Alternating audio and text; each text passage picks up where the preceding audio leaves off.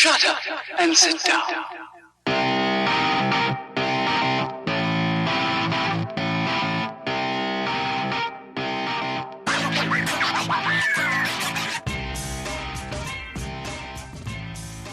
All right, everybody, we got a great podcast here for you today. Today we're talking with Greg, Ernie, and Jared from Tethrd, talking a little bit of saddle hunting. And with this podcast, we took a little bit of a more functional approach. It's not your typical, this is your tether, this is your bridge, this is what a saddle is. This is more for the guy who is interested in saddle hunting, maybe on the fence, maybe has some reservations or questions. So we kind of try to take it in a little bit different direction and kind of talk about the main frequently asked questions these guys get, as well as a little bit of information about the company and kind of how, a little bit of how they got into saddle hunting and where the company came from.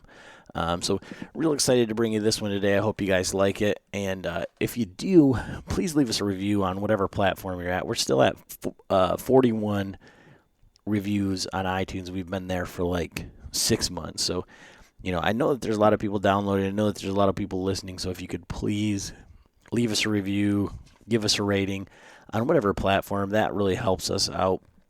I mean, right now we're trying to get to 1,000 likes on Facebook. We're at like 997 as of right now.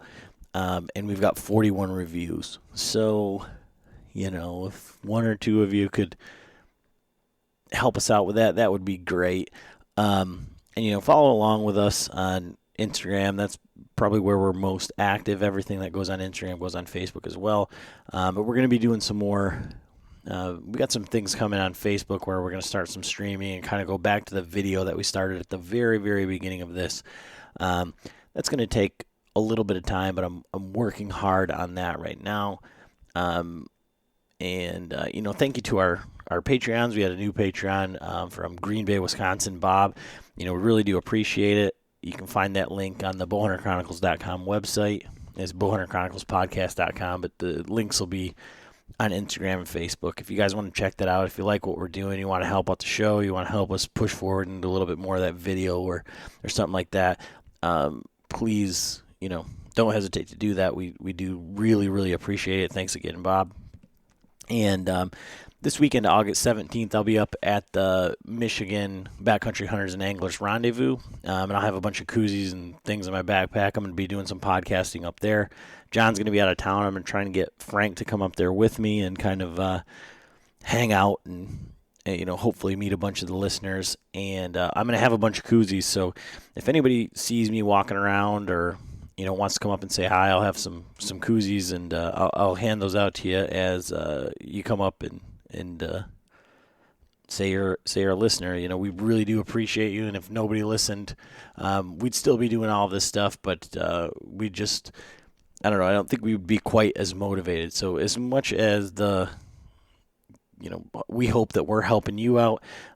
We do appreciate each and every one of the listeners, and really excited for this episode, and I hope you guys really enjoy it. So thanks again for listening. If you see me this weekend, come see me, get a free koozie. Thanks.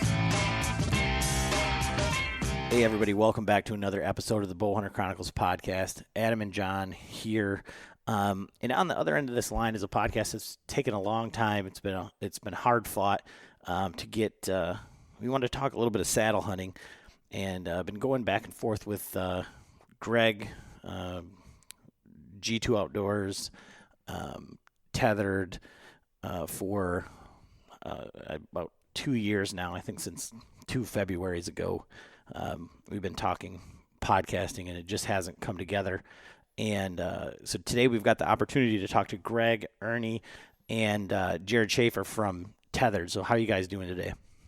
Doing really well. Yeah, fantastic. We're coming back from Iowa, actually. We spent the day with the hunting public down in Iowa and got to hang out with those guys and talk saddle hunting. So you're actually catching us in the car right now. So if you hear any weird sounds or anything, that's just Ernie crashing the car. So don't be too alarmed. So to this point, I think, and I think you guys are a big part of that. I didn't want to have a podcast now and say, like, well, what is saddle hunting? And I think, you guys know, and anybody that's listening that wants to know about saddle hunting, that wants to buy a saddle, that wants to get into it at this point has realized, there's a few places that you can go, and there's the popularity has boomed so much that there's wait times and there's all sorts of this other stuff. And so what I wanted to do today was kind of talk to you guys about all of the maybe frequently asked questions or learning curves or the things that you guys have seen throughout your many, many years of saddle hunting, and kind of what the barriers to entry are, what the learning curves, all of that sort of stuff. But first, let's just get kind of a background on your guys' your history with saddle hunting and the company of Tethrd, because talking to Greg earlier, I told him, I said, I really like everything about your company, because you guys are 100% saddle hunting first. I mean, on the saddle hunting forums on Facebook and everything like that, you guys are on there daily making recommendations and looking at people that are doing stuff on their own, and maybe making recommendations of saying, hey, I tried that and this is what I found, or that doesn't really look safe. You're not saying just buy my stuff. So that's one of the things with all the experience that I really enjoy. And so, kind of panel wise, how do you guys get into saddle hunting and the history behind Tethrd? Yeah, sure. I mean, saddle hunting at its heart, I think the core of it is a group of DIY guys who just like to tinker and make stuff, right? And we're no different. I mean, that's the stuff we really like to do. So basically the way Tethrd kind of came along is, at that point in history, there weren't a lot of options. There weren't a lot of commercially available products for the saddle hunter. And a group of us got together and said, hey, we're tired of having to shop Craigslist and shop all these weird places to make our own stuff. Let's see if we can't make something that for the masses that we can use, and we'll just basically split the cost up between the 6 or 8 of us, and we'll have something that we can use. And as that kind of grew and moved, it exploded, ended up being Tethrd. And it was 2 separate projects. I was working on a platform while Greg was working on a saddle, and one day over the phone we kind of just said, all right, let's make the all-in-one saddle hunting shop. We'll have both offerings, and who knows, maybe we'll sell 50 of these things and we'll be in good shape. And then now we are here today. You want to talk, Jared? Talk about your saddle hunting experience? Yeah, sure.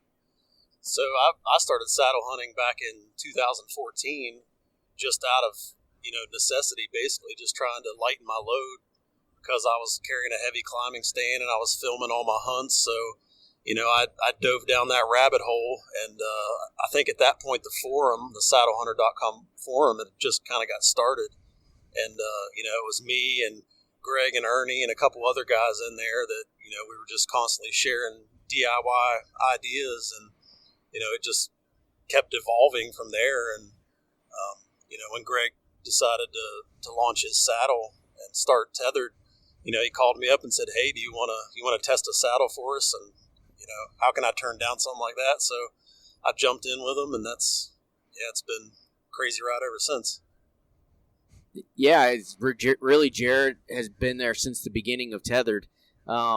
Shortly after Ernie and I, like he talked about, decided that we were going to try to make this thing work, Jared was one of the first phone calls that we made, because he's super crazy talented, and he's a killer. He's got a lot of experience in a saddle, and it just made sense for him to come and join the team. And Jared actually just started August 1st. As we record this, it's the 6th, and August 1st was his first day as a full-time Tethrd guy. So now he's officially on the team, as from a pay perspective too. So not just donating his skills and talents anymore. So that's pretty cool that we've taken this idea, like Ernie talked about, and it has gone from a bunch of dudes online talking about saddle hunting, trying to make the perfect stuff, to now where we're able to make it a real thing. And the people that helped start the business, they're the ones that are going to join in and make it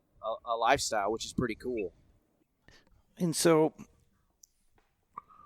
not to put you on the spot, but with Tethrd, and starting a new company, and starting a company that is, I guess, everything that you guys make and do is 100% safety related, right? So how do you guys deal with that aspect of it when, there's a lot of, just thinking of the flack and everything that I get, reading from, on the forums and things like that, where there's one company or two companies that have been around for a long time, and, people are saying you're going to put your life on the line with these guys that have just, never done this before, never had any of that. I understand that you guys have been doing this for a long time, but what is the quality control and everything that goes into something like that, and the safety? How do you deal with that? Well, there's several things. One, we're only using premium materials, like our Amsteel bridge, for example. That stuff is rated at almost 8,000 pounds, and with the way that we're using it, you would never ever see 8,000 pounds, right? It's just not reasonable. There were questions that people had about, well, you can't have the bridge folded over a carabiner. It's too tight of an angle. So we tested it. We took it to an independent test lab, and we put a carabiner through the bridge, and we put another carabiner through the bottom, and we pulled. And we're like, okay, let's see what happens. Well, at 5,000 pounds, the carabiner exploded. So then we had to beef up our testing equipment to get something bigger than the load rating that was on the carabiners. And eventually we broke that bridge at 11,000 pounds. Your body would not survive an 11,000 pound impact. You'd never be able to drop hard enough to damage that bridge. All of the seatbelts that are used in our 2-inch webbing are rated at 5,000 pounds or more. The 1-inch webbing is rated at 3,000 pounds. We've had this saddle. We've been down to a TMA test lab, and we've gone through some of the testing that you would normally go through for a TMA saddle. I mean, last thing we want is somebody to get hurt, right? So safety is a main priority. And I think another big thing about safety is instruction. If you don't know how to use your equipment properly, that's when people get hurt. There is a lot of DIY stuff out there, and there's a lot of things that, I think are probably a little risky. And we try and steer people away from that. But it's, at the end of the day, we're using quality materials. We're using quality sewing shops. It's just different, right? I mean, it's a different mindset, because just because it's lightweight, just because it's ultra mobile, doesn't mean it's not safe. It just means that we looked at it differently. The other thing is that we've been totally transparent through this process. As far as I can tell, there's no one that's ever published the videos of them testing equipment to international standards. It's not like we just come up with a rating and say, yeah, let's make this saddle or this platform or this whatever, let's make it pull to 500 pounds. All right, that'll be awesome. That's not how it works. There's internationally recognized testing standards and facilities, third-party facilities like Ernie talked about, that you pay for. You pay to purchase these specs and to go to these facilities and execute testings done by an independent third party. That's the kind of stuff that we're doing to make sure that this stuff is strong and safe and well made. And frankly, there's really nothing else we could do. I mean, we've tested everything to failure. It's as safe as could possibly be, and we're happy with that. Well, yeah, and mainly that's one of the reasons that I ask, because it's a double-edged sword, because everything is online. Everybody's a safety inspector online, but they're the same guys that hunt out of a $30 Walmart stand, and they leave it up for 2 years and still go back, but they got to bash somebody. So, I mean, I just thought I wanted to, going into the whole, like I say, overview of questions about saddle hunting, right? So, like I said, you guys are a big part of, I think, why it's more in the mainstream or more in the view of this mobile hunting type setup, where 5 years ago or whatever it maybe was a real small niche thing. I mean, you guys probably know, but like I can only picture the guy in the back of the Outdoor Life in the little for sale section or whatever, where there was a guy in a tree and it was like a black silhouette and a guy leaning over with some webbing. And that's the only thing until, maybe 3 or 4 years ago when I saw some of Garrett Prahl's videos that saddle hunting even like came into the fray. And so now it's everywhere, but everybody's an expert on it. And so for you guys who are experts, we're as close as you can get to something like that nowadays with saddles. What are some of the main questions that you get? I mean, some of the questions that we got asked when I put something out there is like, what about different body types? So bigger guys and, everybody wants to know, is it comfortable? And then like physical fitness levels, like getting up and down the tree and things like that.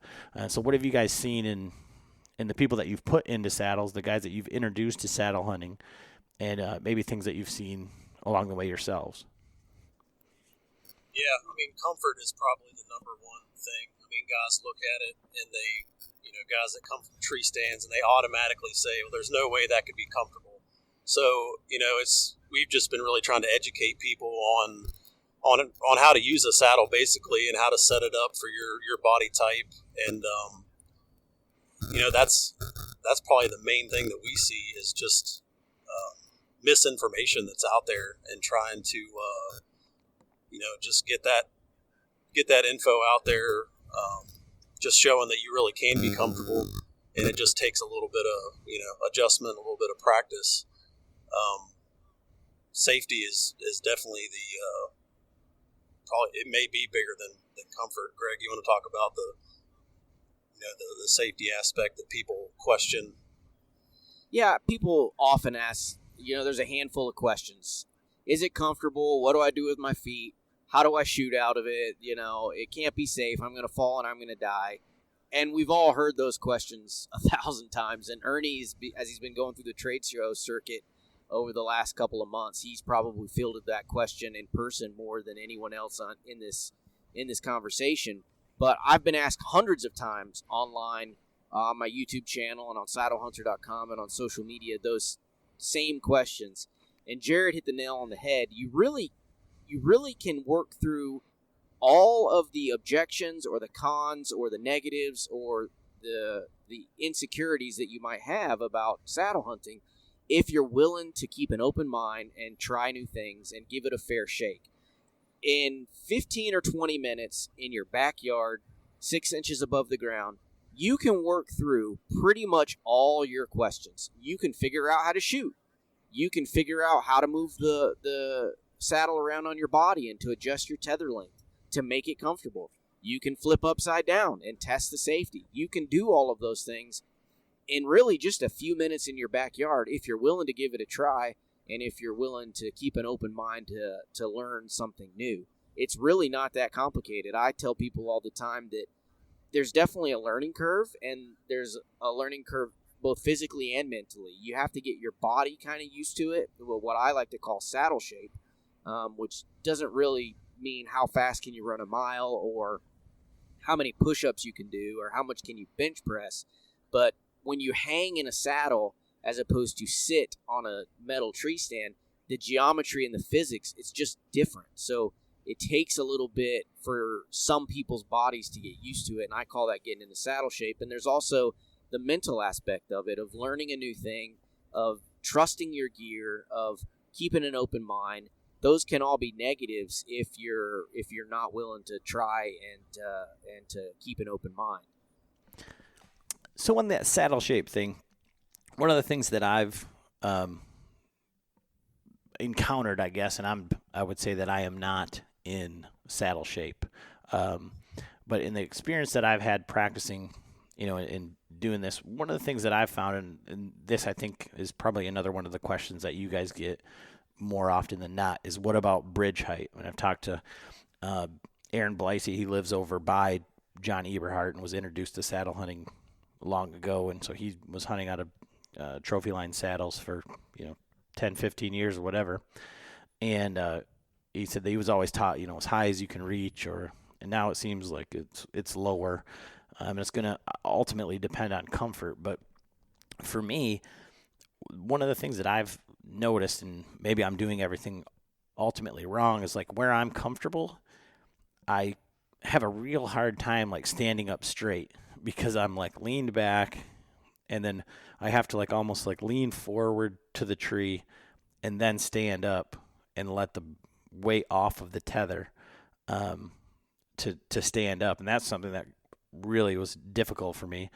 And then one of the other things that I wanted to ask, like with, it probably falls right into that same conversation, is like the curvature of trees, leaning trees this way or that way. I mean, obviously you're going to get as level as you can, but the tree maybe not be level.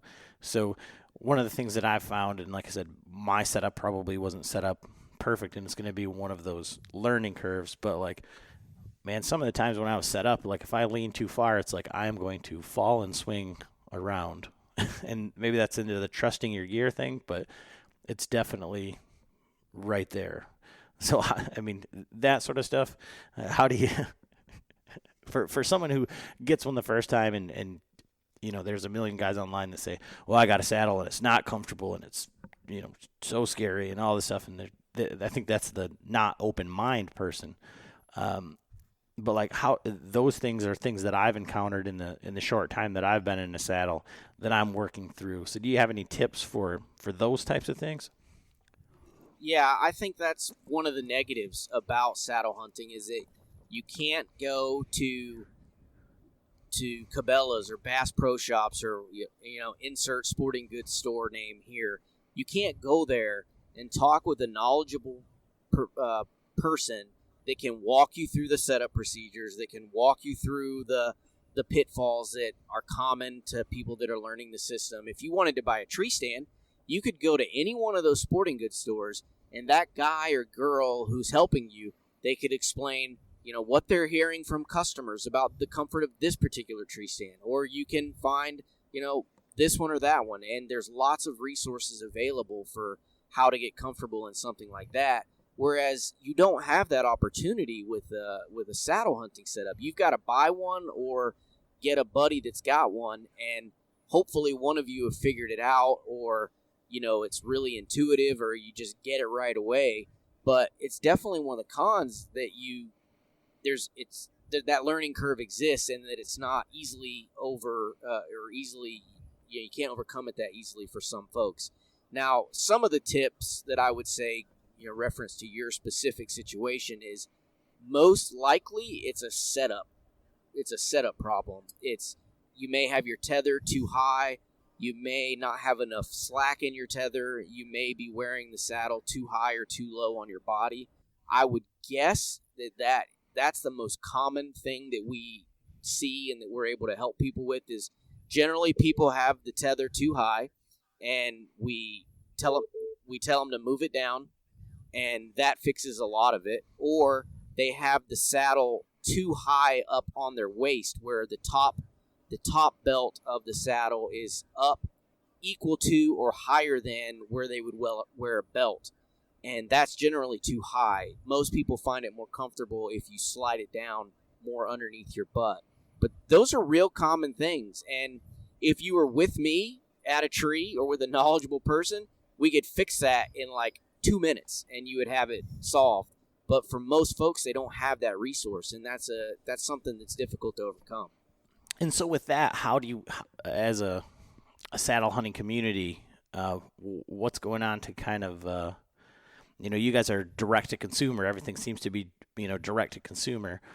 And so how does one go about that? I mean, I know, or I believe on the saddlehunter.com forum, there's a a map that shows where people are, and kind of a networking thing.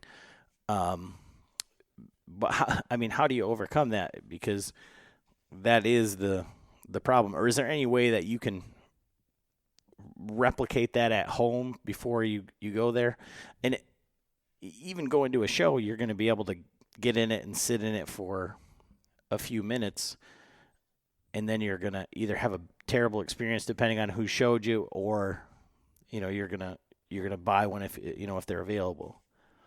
Yeah, so one of the things that we've been doing a lot of is we've been sponsoring saddle demo days, and we've been doing them all over the country where somebody will organize an event at a park, at a piece of public property, etc., and invite people to come try on saddles, do a little bit of community networking, and get some education there so that basically people can come and try everything on and work through some of their hiccups in a group setting with people who have already kind of ironed out all the bugs. That's one of the most effective ways that we've seen at this point. You can also, go to any of the YouTube channels or any of the other social media things where there's all kinds of instructions, but your learning curve is a lot steeper by yourself. You can get somewhere where somebody can look at you and be like, yeah, I see your problem. Here's how you fix it. That's going to be the best way. And honestly, the thing is, the more saddle hunters we get out there in the world, the more of those resources are going to be available. More likely than not, you're going to have a friend who's figured it out. As this keeps growing and growing, you're going to know more and more people who have gotten over the hump, know how to get these things adjusted. And so I think that problem is kind of a short-lived problem. I really think that as this style of hunting expands, it won't be so hard to learn all the details. Yeah, I can see that. I've seen a few of the ones pop up here in Michigan. One of the moderators there, Andrew Blair, is a Michigan guy, and he's put on at least one, but I think there was two here in Michigan. But is there any way, where would you go to find one of those if you weren't in your local saddle hunting group or something like that? Is that something they can find on the Tethrd page, or? Probably the best place is either the Saddle Hunter forum, saddlehunter.com, or there is a Saddle Hunter Facebook page. Those are the two biggest places to find like-minded individuals and find these people that are putting on these demos. Saddle hunting's still kind of a niche, right?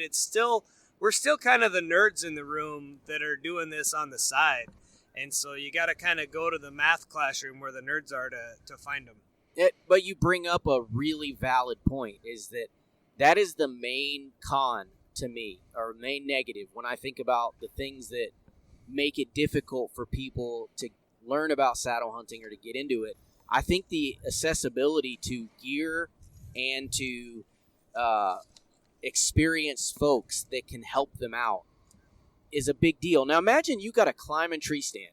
You just bought one online. You had nobody there to show you the ropes and the pitfalls, and you just walked out and you were trying to figure it out for the first time. It would take a little while to figure it out.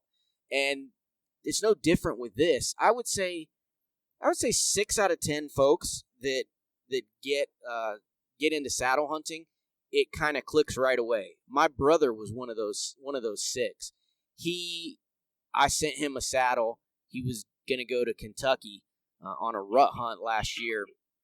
And I said, all right, Bobby, now once you get this thing, you need to make sure you set it up in the backyard and you play with it and practice with it, figure out your tether height, figure out how everything works before you go off to Kentucky and hunt out of this thing.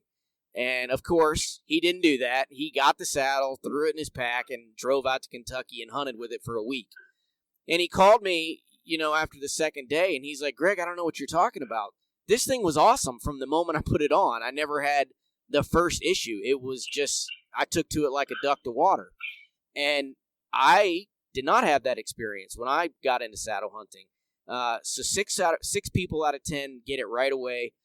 3 out of 10, it takes a little bit of time. I was one of those 3 where I had to figure it out. I was uncomfortable in the beginning, but I understood the advantage of it, the advantages that were so superior to a tree stand. In my opinion, they were superior. So I stuck with it. I figured it out. I fought through the uncomfortability of it, and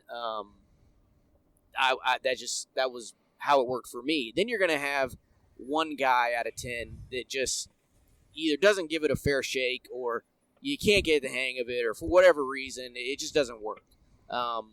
That's okay too. It's not for everybody. Just like some people can't imagine using a climbing tree stand because they feel totally unsafe, or they can't sit on a lock-on tree stand for more than a couple hours because their back hurts or their legs hurt or whatever it is. It's just everyone is so personal, and it's hard to say, this one system fits everybody. Wear your saddle in this specific place, tie your tether at this specific height, make sure it's exactly this length, and then it will magically work. It's just so personal. The trees change, the angles change, the seasons change with your clothes, and so there's just too much. There's just too many variables to be able to say this is a one-size-fits-all in every scenario. With that whole thing and all of your guys' experience there, and maybe I'll direct this one to Jared. I know a little bit of the backstory on Greg and Ernie, but for Jared, what's one of the main things that you've learned saddle hunting, and what kind of pushed you to saddle hunting, and then through that, what made you kind of adopt that as the go-to and now lifestyle and employment? Yeah, so like I said earlier, I started saddle hunting in 2014 just to try to reduce some weight. I was using a API climbing stand, and with all the camera gear that I was carrying, I was pushing over 40 pounds, and I hunt the mountains of West Virginia, so just carrying all that weight was just getting to be too much. So I actually started with a Guido's Web, which is it's the heaviest saddle setup you could get, and I saw the benefits of it right away. I hunted with that for a season. The next year, I switched to an Arrow Hunter Evolution. I messed with it, and it was just a little bit too bulky for me, so I actually hunted the rest of that year just using the top belt of that saddle, just sitting in it like a sling. And I really found that I really liked the mobility and the weight of that. And just from there, I just kept trying to go lighter and smaller, and I was really learning the benefits of the saddle mobile hunting. I was learning that I could get into a lot more different trees. I could hunt closer to where the deer are bedding at, just because it's quieter. So as I got into lighter and more mobile setups with the saddle, I saw my success go up. I started killing more mature deer, having multiple opportunities in a season. So I've always seen the benefit of it, and I've certainly had days where it was uncomfortable just because of a tree issue, or I just wasn't doing it right. But I've always seen the value in it, and work through any issues that I've had, just because I think it's for me anyway, it's the best way to hunt for my style. And I've since sold all my tree stands, and I can't ever see myself going back to a conventional stand. Even after doing it for so many years, I still have days where I'm uncomfortable just because of the way the tree leans, or I have to get in a weird spot in a tree. But when it comes down to it, I'm setting up to kill a deer. I'm not setting up to be comfortable. But if you do it long enough, you learn how to work through all that stuff, and how to make it work. And so when you first started out with that Guido's Web setup, was there any sort of switching back and forth, or did you jump right in? One of the things that I did and John did last year as well is, we committed to the 100% stand and sticks. I actually sold my climber because I knew that I would fall back on it. I would get lazy, and I would use it. And I've heard, like I said, the DIY sportsman Garrett Pearl talk about he was back and forth, and until he 100% committed for one season to the saddle. And I don't know if it's just that falling into that comfort thing or what you're used to, but were you able to just take it and run with it the whole season, or did you have what do you call them, relapses with the tree stand? Yeah, that didn't happen for me. When I commit to something, I mean, I'm going to do it all the way. I'm going to figure it out, come hell or high water. So I jumped right in. I sold every single stand that I owned the same week that I got the saddle. I had researched it that much. I was familiar with everything. And this is back when information really wasn't available. I mean, I'm looking through old archery talk threads, just very limited resources when I started. And I had convinced myself that it was going to be the way to go, and I sold everything, sold my stands that week, and fully committed to it. And it was there was certainly a lot of learning that season. The very first time I hunted out of the web, I had a really nice buck come in directly behind me, and I couldn't draw my bow back. I was in kind of a funky position and couldn't draw my bow back, and he got away. But I just stuck with it and practiced more, and just fully committed to it. And I actually have not hunted from a traditional tree stand since then.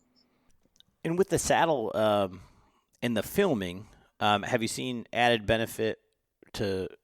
I mean, that's one thing I've heard a lot of good things about filming from the saddle. It seems like if you were a cameraman, it would be the 100% end-all be-all as the best setup, because you could completely move around. But in my limited experience, like I said, having all of that stuff, it's new to me, having the bridge in front of me and then the camera arm and then the camera and then on what side, how high above the bridge, below the bridge, etc. So what tips would you have for guys that are going to be filming out of a saddle? Yeah, I mean, I've never had any issues filming from the saddle. It's just a little bit different setup, and you need to work through your system to see how it's going to work for you and, how you prefer to set up your shooting lanes. So for me, I'm a right-handed shooter, so I set my camera arm, about 3 o'clock on the tree, just above knee height. That way, if I'm shooting to my left, which is my strong side, I pass the camera arm between the tree and myself underneath of my bridge, and I can film that whole left side.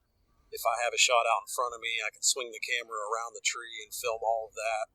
And, there are a couple tricky angles, to the weak side while you're self-filming. But, the same goes for a tree stand as well. You're going to have a weak side there where you have to, potentially run the camera arm around you to film to that side. So I don't think that there's more problems filming from a saddle. It's honestly about equal. It's just a different setup process. My camera arm base is actually an important part of my system because I can hang my backpack off of it.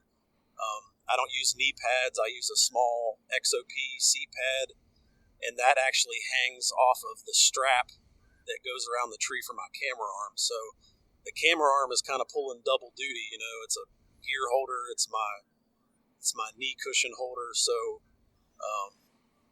it actually works out better for me because I can use it for more than one thing. And you talk about that pulling double duty. You guys have some new offerings coming out from Tethrd that haven't been available before, and it looks like only one of them is out right now. The one I'm looking for is just the regular gear hanger strap that Greg says you can make for $2 or whatever if you have a sewing machine, which I don't. So what are some of the others? You've got the new mini Versa straps out available right now online and things like that, but other types of that multiple purpose gear and things like that, what have you got coming out new from Tethrd this year? Yeah, we've got 3 coming out this fall. You hit 2 of the 3. the Versa straps, which are awesome. Our chief designer, Carl Kasuth, he designed the Versa strap, and we took it to the next level like we do at Tethrd, and we made it ultralight and packable and super crazy strong. The Versa strap is basically what it's really intended for. Is it's basically a replacement for buckles and heavy straps for climbing sticks. So you can get rid of that buckle that weighs 4 or 5 ounces and replace it with a Versa strap, which is a daisy chain style strap. There's 3 different options for Versa straps. There's the mini, which is out right now. There's the standard, and there's the polyester version. So the mini and the standard, they're made from the same material. It's an ultra-high molecular weight polyethylene. It's the same material that we make our AM steel bridges from. Super crazy strong. The braking strength on the mini and the standard are around 1,500 pounds. It's incredibly strong, yet it only weighs an ounce. So you can save nearly a pound by getting rid of your heavy buckles and polyester straps and switching over to Versa straps. Now, the polyester version, it's still really lightweight. It only weighs slightly more than an ounce, but it doesn't have nearly the strength. It breaks at around 800 pounds. So not quite 50% reduction in strength, but a significant reduction in strength. Now, do you need more than 800 pounds to use on a climbing stick? Probably not, but it's still a matter of, if you can get something that is just as light yet way stronger, I'm going to pick the thing that's way stronger. But that's the Versa straps. It's a really cool product, really versatile. You can use it for a lot of different things, and that product is out now. We've also got what you mentioned, the HIS strap, the HYS strap. That's coming out here in just a couple of weeks on our website, and that is a public land legal gear hanger system, it's real similar to a molly system where you would strap this row of webbing around the tree, and then you're free to hang your gear in whatever way suits you. I like to hang my bow on the left-hand side of the tree, my pack on the right, and then I put my rangefinder, my grunt call, and stuff like that right in front of me, and that makes it really easy with the HYS strap. That's a product that I kind of came up with a couple of years ago and was just sewing them in my house on my little $100 Singer sewing machine. It's super simple.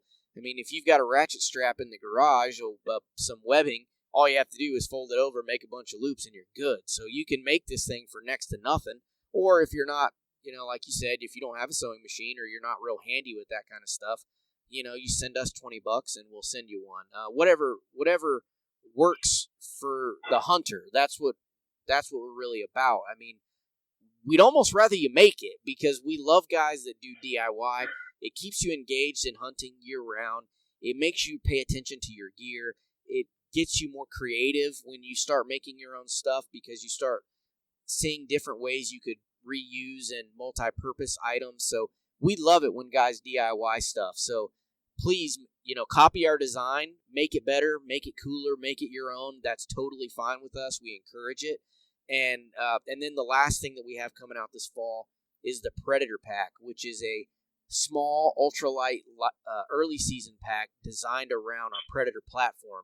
So it's basically a sleeve that the Predator platform was tailor-made for, and then it's full of molly tabs as well, which you can connect anything you want. You can make this thing heavy or you can keep it ultralight and sleek. It really just depends on how you want to use it. It comes with detachable backpack straps, so if you want to use it independently of anything, you can throw it over your shoulders and wear it just like a backpack. Or if you'd rather attach it to your saddle or some other pack, you just use the molly tabs and attach it to your saddle that way or some other pack, and you can get rid of those shoulder straps. It's a super versatile pack. It's very modular, and that's kind of what we believe in, is being modular and use it when it makes sense and don't use it when it doesn't. So those are the 3 things that we've got coming out this fall, but we've got a lot of stuff in the works. 2020 is going to be a very busy year for Tethrd. I'm sorry, guys, but I feel like I'd be remiss if I didn't say, you guys are coming out with all of this new stuff, and you've made all of these changes, and things are getting better. But for all the guys that say, where is my damn saddle? I ordered it on such and such a day. I know I ordered mine last year. My mom did. I'm 38 years old. My mom ordered me one for Christmas in October. She actually called and threatened Tethrd and Yes, I remember emailed this. back and forth. And we talked about this at ATA. So, I mean, maybe that helped. If you guys want my mom's number, I can give that out to you. She can call. I So, actually think I remember your mom. Yeah, I remember. No, it's actually that's a really good question. One of the things that we've been super concerned about is that exact problem. You know, we've been kind of behind the eight ball since we opened our doors last year, and we take it serious. But it's like every time we increase production to keep up, more people buy it. So what we did is we made some really big moves this year. One of those was we hired a man named Chris Harding. His whole job was to get our lead time down to a week. We basically said, here's the deal. You're an expert in textiles. You're an expert in sewing factories and etc. You've got contacts everywhere. Go fix it. Make it so that we don't run out of stuff. And if you have been paying attention at all to any of our shipping updates, we've gone from 12 weeks behind to roughly 4 to 5 weeks behind in less than a month. And let me interject there. That's not because our demand is still through the roof. I mean, we're selling more now than we ever have, but Chris has done such a good job of this stuff that, that's what's really cutting down the wait times. Yeah. And we're in a situation now where every day is better than the day before. We're reducing lead times weekly. Our goal still is to be down to 1 to 2 weeks by middle of September. I think we're going to get there. It's just one of those things where it was basically a year-long project that required lots of steps and lots of moves along the way. And I think we're finally starting to see some of those results and see that happening. The last thing we wanted to do is make people wait for their stuff, and it sucks, we know, but we're getting there all dialed in. One of the main reasons on some of these new products why they are not available yet is quite simply we don't want to get in that game again. So when you see that those products are available on our Tethrd website, it's because I've got them in boxes on the shelf ready to go. We just don't want to get behind again. So that's been the biggest delay in the new products is we went ahead and put the resources together to get all that stuff made so that it's ready to go. Well, that's awesome. And I mean, I think that's great information for guys, like I said, because like I said, I felt like I'd be remiss if I didn't say, what the hell's going on over there, because people want their stuff when they order it. It's supposed to be in stock, blah, blah, blah, blah. So, I guess you hit your mark of 50 that you guys wanted to sell. Yeah. Ernie needs to tell that story about how maybe did in the beginning, but about how we just wanted to sell a couple and get an elk hunt. Did you say that? Well, yeah. I mean, that was the thing. Greg and I, we're not businessmen. We're DIY saddle guys, right? And we're like, all right, this will be awesome. We'll come up with something. Maybe we can sell 50 of them, 100 of them. If we did that and we played our cards right, you guys, or we can both get our saddle for free, and maybe in a year we'll have enough money that we can go on an elk hunt. That was really our goal. And when that bill came due for the first saddle order, we were terrified to order 200 pieces. Terrified, because we're like, what are we going to do if this doesn't work? And like I said, we've been in the hole ever since. Well, that's awesome. And, just this conversation and seeing you guys at ATA, it couldn't have happened to a nicer group of guys. I mean, it really sucks that you're so far behind the eight ball, but, I mean, that's a good problem to have, I guess, is you're selling and you're spreading the word about saddle hunting. And I think that can't be lost in this conversation, is that you guys are saddle hunters first, and what Ernie just said, like not businessmen. It doesn't really matter. I don't think you guys really care if they buy a tethered saddle, if they sew one up themselves, as long as it's safe. And, if people are getting out there and getting in the saddle, so to speak, I think that's where your guys' passion is, and more power to them. And, eventually they'll come around to your product because, you feel that you're making what needed to be produced. Right? Yeah, I'm glad you brought that up because it couldn't be more true. I mean, we're a company full of saddle hunting maniacs. This is what we live and breathe when we're not doing it for work. We're at home on Facebook trying to help saddle hunters, or we're on saddlehunter.com trying to help saddle hunters, or me and Jared are out making videos about how to be a better saddle hunter. It really has overtaken our lives, and now our wives are getting involved. Jared came up and he came up to go with us down to Iowa to talk with the hunting public to do some video work, and this was his first trip since he just started this job just a few days ago. And so I sent his wife a message on Facebook, and I said, "Hey, thanks for letting Jared come. We had a great time with him." And she says, "I'm so jealous. I want to come." She said, "Next time you guys have a saddle hunting trip, I want to go." And we're hanging out here with Ernie's wife, Val, and she's like one of the greatest human beings I've ever met in my life. And she loves it. It's turned into truly an extended family kind of thing amongst all of us. It's been a kind of a crazy ride, but you hit the nail on the head when you say that we are saddle hunters first. And if we happen to make some money along the way doing something that we would have done for free, well, that's cool too. And if we get to meet a lot of cool people and do a lot of cool hunts and get to go around and see a lot of cool things, well, that's awesome too. But at the end of the day, even if Tethrd didn't exist, we would still be making saddle hunting more accessible to the masses, because that's kind of what all of our missions have kind of morphed into over the last few years, is just that we want people to learn more about the system. Well, and you guys going down there and hanging out literally and figuratively with the hunting public kind of leads me into kind of where I want to take this next. But first, Ernie and Greg had an opportunity. They went and they came to Michigan, hung out with John Eberhart, showed him the tethered saddles, but they actually got a chance to hunt in Michigan. So the great state, the great whitetail state, all of the big bucks and everything of Michigan.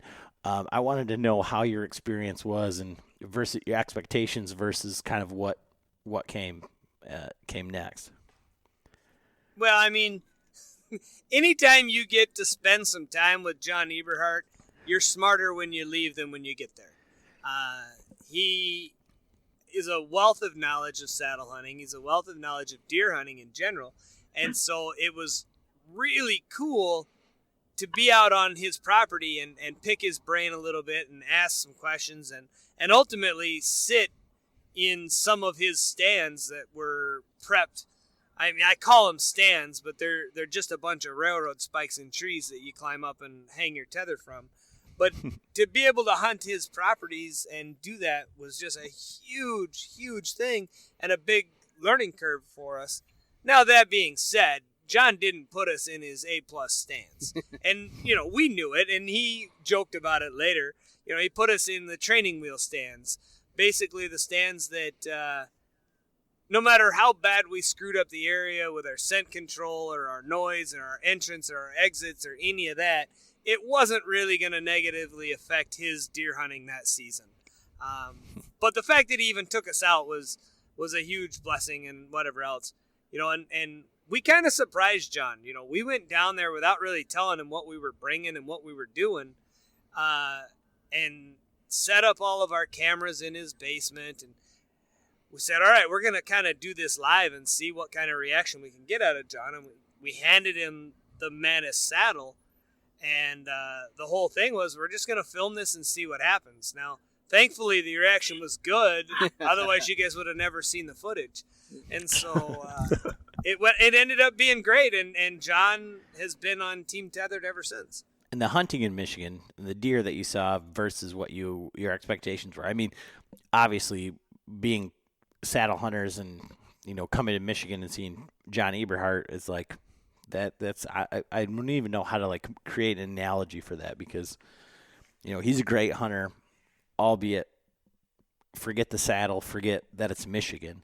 But then knowing, that experience is going to be great. But the hunting in Michigan, the deer population, all the things, what did you think about the hunting experience? Well, first of all, Michigan is freaking beautiful. Like, I had never been to the state until 2018, and I was blown away with how pretty it is. And then we saw deer. Like Ernie said, I mean, he put us in the JV stands, or the trees. We weren't in the varsity trees, but you got to start somewhere. And I saw deer. I could have shot small bucks. I had a spike and a forkhorn come by that I could have shot. I had does come by that I could have shot. And this was all just in one afternoon on a random cornfield in a random place in Michigan. So it was an awesome experience for me. I kind of thought about shooting that little buck when he came in just to drag it out in front of John and act like I was so proud of it just to see what he would do. He probably would have ripped my head off. But it was a great experience for me. I can't wait to go back and hunt Michigan again. Yeah, and the stories that you hear, I mean, if you pay attention to anything John says, he says, the deer around him are highly pressured and they don't survive. To find a 3-year-old deer in the area that he's in is kind of an anomaly. You're looking for the needle in the haystack. So, I mean, our expectations of seeing monster deer just weren't there, but being able to see deer was fun. And so I think the value and like the best part about that hunt was seeing deer and hanging out with John and picking his brain and whatever else. The expectations weren't there to kill a big booner, but boy, we came out of there smarter than when we showed up. And so that's a great transition because, you guys were out down hanging out with Hunting Public, and it was just announced recently that the Public Land Challenge, whether that's the Hunting Beast puts it on or the Hunting Public puts it on or whomever, is going to be in Michigan this year. And so there's going to be guys from Tethrd, guys from the Hunting Public, guys from the Hunting Beast, Dan and Fault.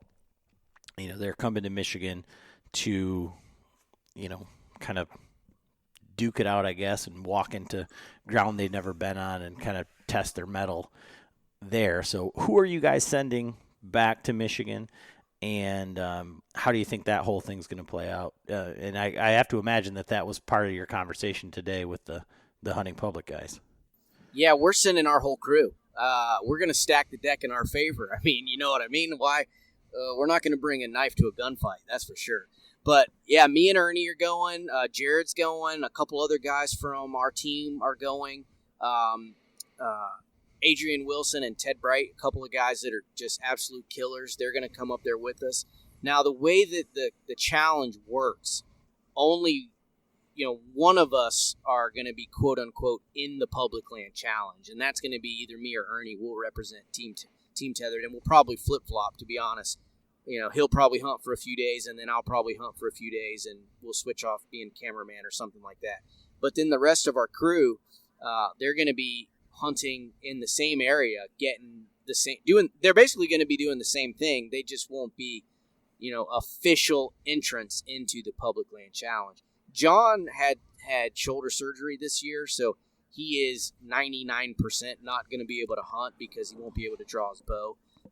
But John's going to be there. He's gonna help us create some content while we're there with Dan in Fault and with the Hunting Public and all the other folks that are going to be there. It's going to be a crazy time. After talking with a lot of folks that I'm friends with now in Michigan, with Andy Blair and Tim Clark and Mark Kenyon and Andy May and John Eberhart, of course, we kind of feel like we have the lowdown on the area. Well, not the area because we don't really know what area we're going to just yet, but we feel confident that if we can find a 2-year-old buck, a decent little 100-inch 8-pointer, that we will have done something really well. So that's kind of where I've set my goals for that, is that we can come out with something along those lines. And if not, it doesn't really matter because we're just there to have fun. And how often do you get to go and be in deer camp with Dan Infault, the hunting public, and John Eberhardt? I mean, that just doesn't happen ever. It's never happened. So it's pretty cool that we're going to get to be a part of that. And so you guys are going to be posting that ahead of time so everybody can come hang out with you. It's going to be like one of these big, of course, come see us and we'll show you all the saddle hunting tips and tricks, right? Absolutely. Yeah, I mean, we've had multiple conversations with Zach, and he said, we're going to come to Michigan. It's going to be at some point, and I'm really excited to see it. I mean, I don't know, John and I and my father-in-law for sure. My father-in-law's hunted every single piece of public ground in Michigan north of the rifle line, it seems like. And it's just so hard to come by those really, really good bucks. And to do that and have that great camp experience, because I think when you come across those really, really good bucks, everybody is so close to the vest and they don't want anything to do with telling anybody. They don't want anybody around. They don't want anything. So I think you guys are going to have a blast. And I really hope that Michigan is shown for what it is. And I think you're spot on in your expectations because, I mean, John, what do you think? 100-inch 8-point? I mean, I killed a 3.5-inch 8-point last year. 3.5-inch? 3.5-year-old, excuse me. And I killed a 35-inch 6-point too, but I killed a 3.5-year-old 8-point last year. He was 105, and I looked at my buddy's 5.5-year-old 9-point, and it was maybe 110 with a broke-off point. So I think you're spot on in like what you're looking for. But it sounds like from the people that you talked to, that sounds like Southeast Michigan because the 100-inch 2-year-old up in the northern area is well, it's not going to be a really good deer. I'm gonna show my Michigan ignorance here, but it's not going to be up in the top part of the mitten. We're not going to the UP or anything like that, or way up high in the mitten. I'm pretty sure it's going to be in the southern part of the state. Okay. All right. Well, I mean, there are some. I mean, I think they killed the state record last year in the southern part of Michigan. It was a private land buck, but it was just on the cover of like one of the big whitetail magazines. They killed a giant down there. But I think, like I said, I think that's awesome that you guys are coming to Michigan and gonna have that camp and just show the camaraderie. I mean, I think aside from the fact that you guys are saddle hunters first and good people versus businessmen or whatever, I think we've gotten away a little bit from the deer camp aspect, and that's kind of what we try to do on this podcast, and our friends over at the Deer Hunter podcast kind of are the same way, is that it's more about sharing it with somebody. If you can't share it with anybody, it doesn't really matter. And so to come to Michigan for that deer camp experience, kind of like what you outlined, that is amazing. And I hope you guys kill, awesome representative bucks for the state of Michigan. And I'm really looking forward to following along with it. And where can people follow along with that if that's what's going to do? Who's going to be showcasing and where can they find that? So we'll be putting out content on all of our social media channels. So Tethrd, you can pretty much follow Tethrd Nation anywhere. Tethrd Nation is Facebook, Tethrd Nation is Instagram, and Tethrd Nation is YouTube. We're bringing Jared with us. He's coming with us, and he's our media guru. He's the wizard behind the camera and the editing machine. He's the Tethrd media director. So he and I will kind of be tag teaming nightly content. So we're going to follow the same kind of storyline that the Public Land Challenge did last year, where they were feverishly collecting content and editing and getting it posted daily, if not every other day. So we're going to do the same thing. So the best place to follow along with the challenge is going to be the Hunting Public YouTube channel and Tethrd Nation YouTube channel. But there's going to be so much content coming out of this. We're talking about doing podcasts and all kind of stuff. So it's going to be a blast. Oh, it sounds like it. And I really hope that Jared isn't the only East Coast guy that you're going to be bringing with you, because we drank 10,000 beers with Billy and Taylor. And I considered, and I actually talked to Walt, Walt over at Chasing Tales podcast. Tethrd is their title sponsor now. And I've been dealing with Walt. If you follow along with the podcast, Walt and I are what I'd consider friends, even though my wife's like, this guy wants to wear your skin. You don't even know who he is. He's a real person. Because that's how the podcasting world goes. But I even told Walt, I was like, I really wanted to get Taylor in on this call just to do the intro, like to talk to you guys and then be like, all right, I'm going to hit record, and then have Taylor do the intro just to mess with you guys. Yeah. So I hope you bring one of those two this way. They're invited. Obviously, they're invited. They're part of the crew. We love Taylor and Billy. Those guys are, great dudes and super fun to be around. So they're absolutely invited. I don't know if they can make it work around their schedules, but yep, definitely invited. Yeah, and you're right. You got to bring your professional drinking shoes to drink with those guys, because they know what they're doing. Yeah, they've been down that road a time or two. It's kind of like killing deer for them. It's just one after another. Yeah. So,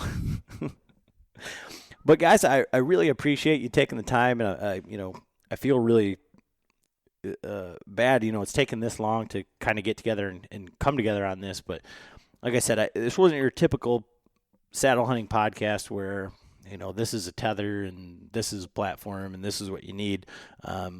I wanted to hear from you guys and kind of what the problems were and your experiences and kind of everything about the company, because I really do appreciate the organic nature and the genuineness that comes from it. And it sucks in some degree that you don't hit your, somebody wants to order it on a Friday and they got to hunt on Sunday and they don't get their stuff because Amazon's created that.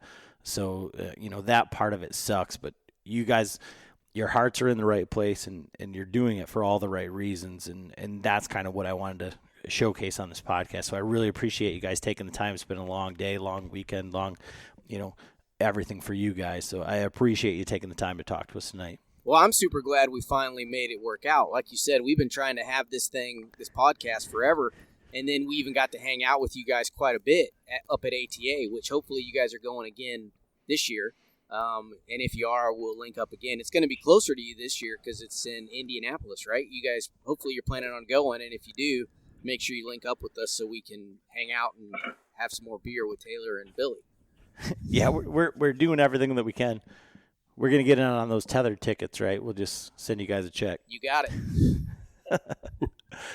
Well, thanks a lot. Like I said, you guys, I really appreciate it. And, Tethrd Nation YouTube, Tethrd on Instagram, and, everything else you guys have going on. I don't know how much.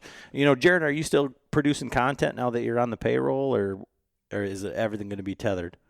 All at once, so it's something I got to figure out still. But yeah, there's going to be a ton of stuff coming out this fall for Tethrd, so it's going to be exciting stuff. So, and where can people follow along with you? Yeah, so I'm flinging arrows on YouTube and also Hunt Appalachia. So Hunt Appalachia is me and my good buddy Grant, and we take a more lighthearted approach to things. We don't take ourselves very seriously, but we knocked down some deer and put out some pretty decent videos, I think. So, yeah, that's kind of the three things I got going on right now. Awesome. Well, again, thank you guys so much, and we do truly appreciate it, and we look forward to following along and seeing you again down in Indianapolis. Absolutely. Can't wait. Man. Thanks. All right. Thanks, guys. Thanks.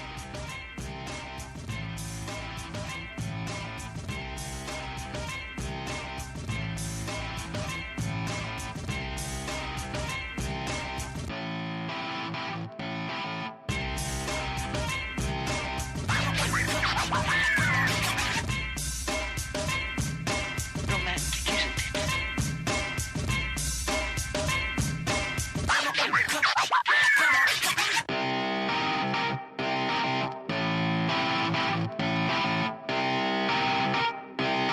Shut up and sit down.